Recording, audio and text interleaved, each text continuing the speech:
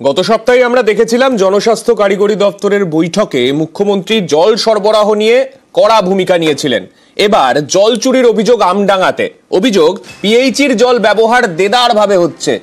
যে জল খাওয়ার জন্য ব্যবহার হওয়ার কথা সেই জল সাধারণ মানুষ তারা চুরি করে ব্যবহার করছেন অন্য জায়গায়। পিএইচির জলের লাইন থেকে অবৈধভাবে নিজেদের বাড়িতে জলের যোগান করে নিয়েছেন অনেকেই। রীতিমতো পাম্প বসিয়ে চলছে এইভাবেই জল চুরি।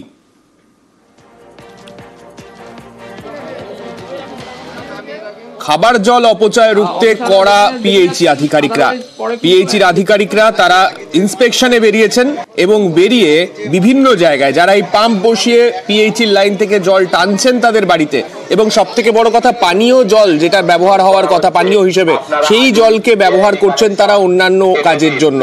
সেই বিষয়ে কিন্তু কড়া ভূমিকা নিয়েছেন জনস্বাস্থ্য কারিগরি দপ্তরের আধিকারিকরা।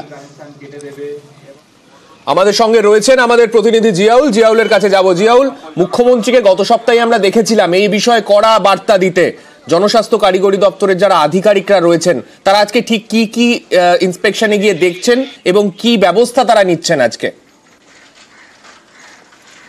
দেখো, মুখ্যমন্ত্রী মমতা বন্দ্যোপাধ্যায় বারংবার নির্দেশ এবং কড়া হুঁশিয়ারি দিয়েছেন যে জল অপচয় বন্ধ করুন, কিন্তু তারপরেও হুঁশ ফিরছে না সাধারণ মানুষের। অর্থাৎ আমডাঙ্গা ব্লকের বিভিন্ন গ্রাম পঞ্চায়েত এলাকায় দেখা গেছে যে এই যে পিএইচি জল সেখানে ইচ্ছা মতন সেই জল কেটে পাইপ লাইন কেটে সেখানে মোটর বা পাম্প বসিয়ে সেখানে দেদার সেই জল কেউ বাড়ি দুতলা তিনতলায় করছে জল তুলছেন, কেউ বা সেই জল চাষের ক্ষেত্রে ব্যবহার করছেন, কেউ বা গাড়ি ধোয়ার মতন কাজেও ব্যবহার করছেন।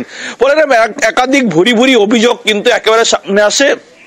তারপরে পিএইচি আধিকারিকরা ঘটনাস্থলে নামেন এবং আমডাঙ্গার বিভিন্ন এলাকায় তারা একেবারে সেখানে মাইকিং প্রচার করেন। তারপরেও দেখা যায় প্রায় শতাধিক বাড়িতে এই যে পাম্প বসিয়ে ইচ্ছা মতন সেই পাইপ লাইন কেটে সেই পাম্প বসিয়ে সেখান থেকে দেদারভাবে জল চুরি হচ্ছে। অর্থাৎ দেদারভাবে জল চুরি করে সে কেউ বাথরুমে ব্যবহার করছেন, কেউ গাড়ি ধুচ্ছেন, কেউ চাষের জমিতে ব্যবহার করছেন সেই জল। ফলে যারা পিছনের দিকে বাড়ি, অর্থাৎ যে প্রথম থেকে শুরু হচ্ছে গ্রামে ঢুকছে, পিছনের দিকে জল তারা পাচ্ছেন না। ফলে ভুরি ভুরি অভিযোগ কিন্তু দীর্ঘদিন ধরে হয়ে আসছিল। কিন্তু যারা এই পাইপলাইন কেটে পিএইচির পাইপলাইন কেটে জল ব্যবহার করছে তারা সবাই প্রভাবশালী। ফলে গ্রামের গরিব মানুষ যারা এই জল থেকে তাদের জল ব্যবহার করার কথা, কিন্তু তারা কোনো জলই পাচ্ছে না। বছরের পর বছর এই ধরনের হয়েই আসছে। ফলে একেবারে পিএইচ আধিকারিকরা সকাল থেকে মাইকিং প্রচার সঙ্গে এই যে বিভিন্ন এলাকায় গিয়ে তারা কিন্তু একের পর এক প্রায় শতাধিক বাড়িতে গিয়ে সেই পাম্প কেটে দিলেন, কোথাও বা সেই পাম্প সিজ করলেন। ফলে পিএইচি আধিকারিকদের কড়া বার্তা, জল অপচয় বন্ধ করতে হবে, জল অপচয় করা যাবে না। যদি এর পরেও যদি এই ধরনের জল অপচয় হয় তাহলে কিন্তু আইনত ব্যবস্থা নেওয়া হবে এবং পুলিশকে নিয়ে যথেষ্ট কড়া ভূমিকা এই মুহূর্তে পিএইচির আধিকারিকরা নিচ্ছেন এবং সেই লাইন যেগুলো বেআইনি ভাবে নেওয়া হয়েছিল সেগুলো কেটে দিচ্ছেন তারা।